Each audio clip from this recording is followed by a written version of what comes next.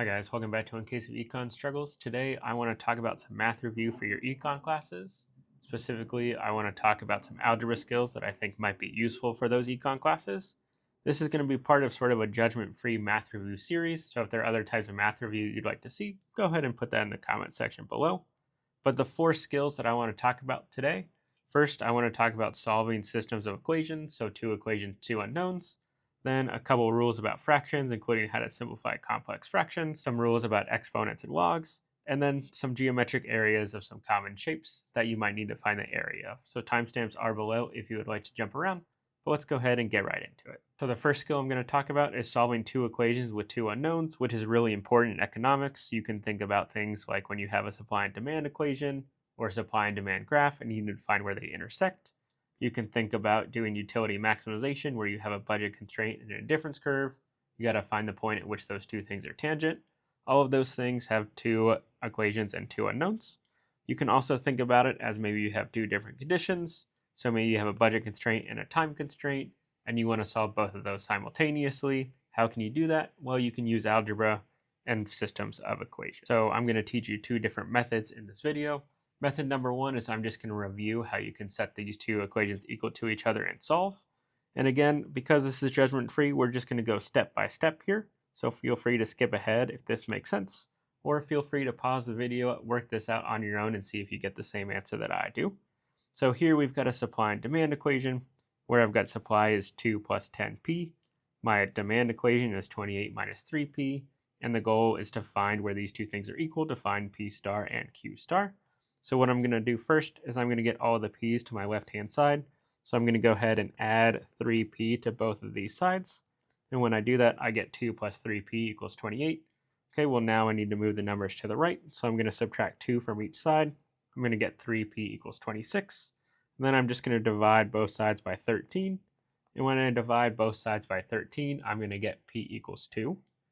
What I can do to find quantity, now that I have my price, is I can plug that price equals 2 into either one of my two equations. Just to show you that that works, I plugged it into both equations. And when I plug it into quantity supplied, I get 22. And when I plug it into quantity demanded, 28 minus 3 times 2 is 28 minus 6, which is also 22.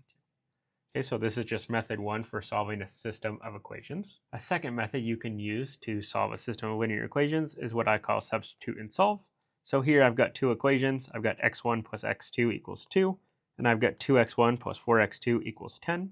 What I want to do is I want to find x1 and x2 such that these two equations hold. So first thing, what I'm going to do is I'm going to rewrite equation 1, and I'm going to solve that for x1. So I'm just going to move this x2 over here. And I'm going to get that x1 equals 2 minus x2. And then I'm going to go ahead and plug that x1 equals 2 minus x2. I'm going to plug that into equation number 2, and then I'm just going to simplify and solve. So what I'm going to have here is 2, and then my x1, which is 2 minus x2, plus 4x2, and that's going to be equal to 10. When I distribute this 2, I'm going to get 2 times 2 is 4, and 2 times 1 is minus 2. 2 times minus 1 is minus 2. And then what I'm going to do is I'm just going to start collecting like terms. So I have a 2x2 negative here, and a positive 4x2 here. When I combine those two things, I'm going to get 2x2. And then 4 plus 2x2 equals 10 means that 2x2 equals 6. Then I'm going to go ahead, I'm going to divide both sides by 2, and I'm going to get x2 equals 3. The way I can find x1 is, well, before I said that x1 is 2 minus x2.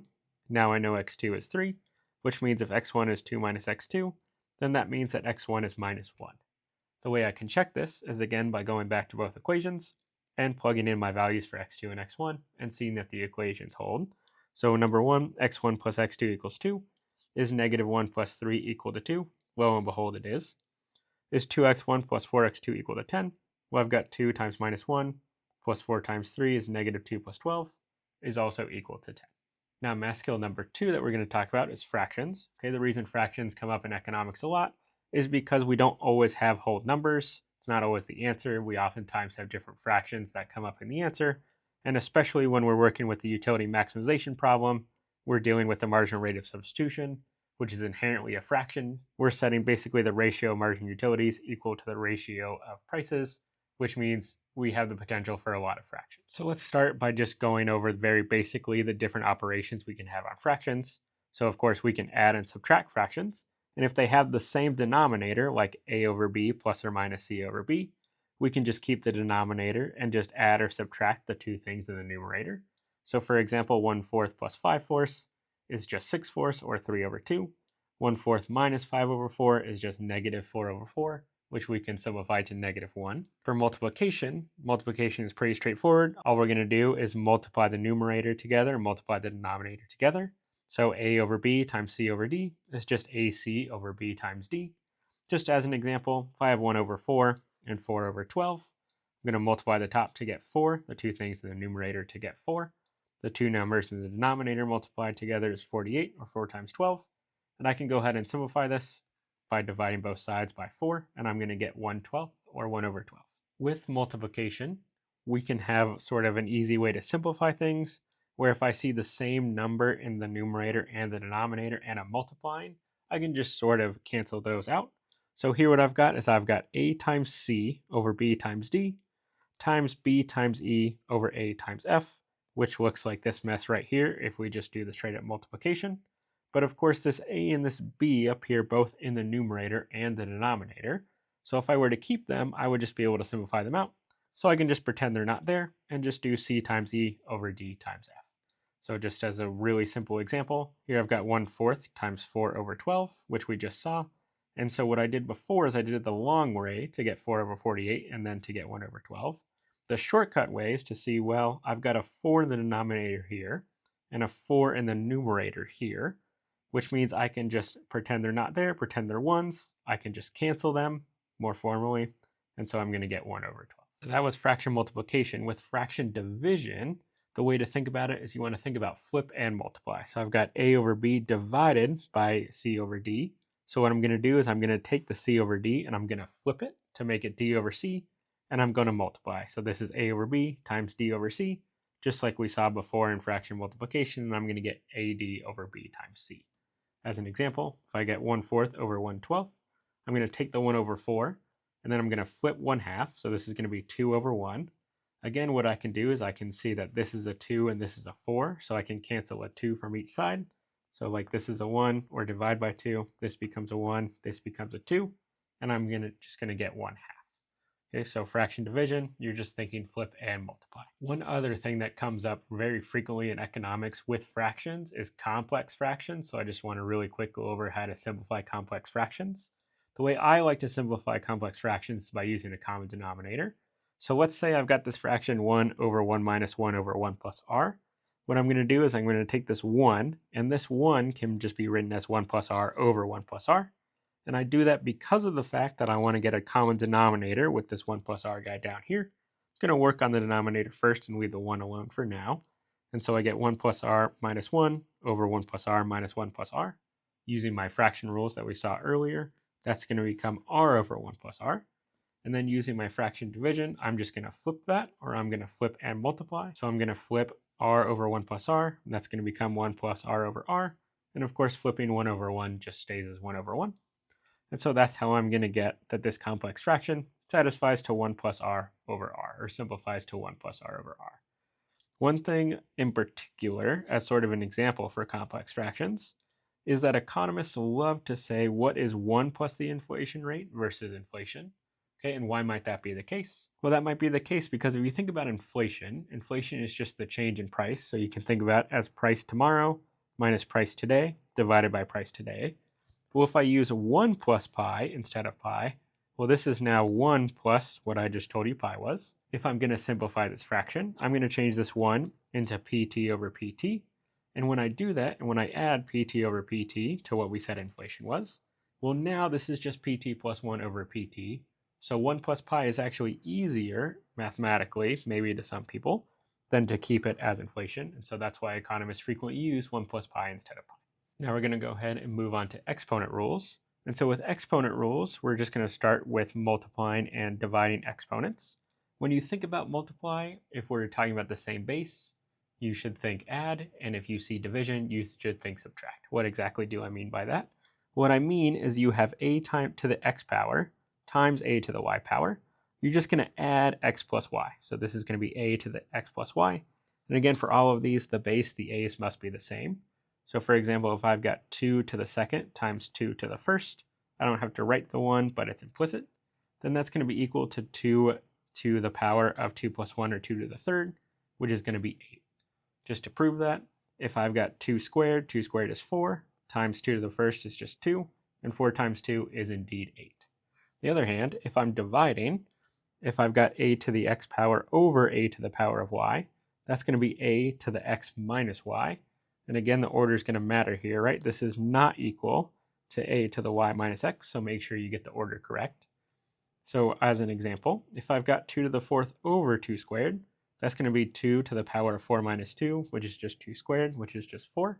Again, I can show that sort of the long way. 2 to the fourth is 16, 2 squared is 4, 16 over 4 is just equal to 4. And again, the base must be the same. If I've got 2 squared times 3 squared, that's not equal to 2 to the fourth, because really this is 4 times 9 is 36, and 2 to the fourth we just said is 16. So again, the base must be the same. Moving on, if we've got an exponent raised to the power of another exponent, you should think multiply. So a to the x all raised to the power of y is just a to the x times y.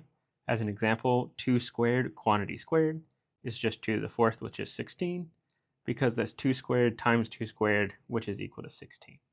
Just in some other basic rules, just as a reminder, anything to the 0 power is equal to 1. Anything to the power of 1 is just equal to itself. And then anything raised to a negative power is just 1 over a raised to that power. So as an example, 2 to the negative 1 is equal to 1 over 2. In addition to exponents, we often see a lot of log functions in economics. So let's just quickly go over some log rules. Again, when you think multiply, you should think add. Divide, you should think subtract. Very similar to the exponent rules, but we're sort of going in another direction. So if I think about the log, either natural log or log base 10 of a times b, that's just the log of a plus the log of b. If I think about log of division, so a over b, that's just going to be log of a minus log of b. If it's raised to an exponent, again, you're still going to think multiply. So the log of a raised to the power of x is just x times the log of a. Some other rules that you need to know, especially for natural log, which comes up if you're thinking of something like a Cobb-Douglas log linear production function or something like that, is the natural log of 1 is equal to 0. The natural log of 0, on the other hand, is minus infinity, and the natural log of e is 1. Finally, just to wrap up with some areas of common shapes, which is really useful if you're looking at a graph with a curve or some shapes on it and you want to know what is the area under that curve. For a rectangle, if you've got a base times height, that's just the area. For a triangle, it's 1/2 times base height. Circle is just pi r squared, where r is the radius. And for a trapezoid, you've got 2 bases, so this is base 1, this is base 2. This is the height of the trapezoid. The area of the trapezoid is 1/2 times base 1 plus base 2 times height, where basically this is just saying this is the average of the bases times the height. So what we've done here is just a quick judgment-free review of some algebra skills that I think are useful for your econ classes. In the description below and at the end of this video, I'm going to link to some econ skills that I think are really useful to make sure you review for any upper level econ class.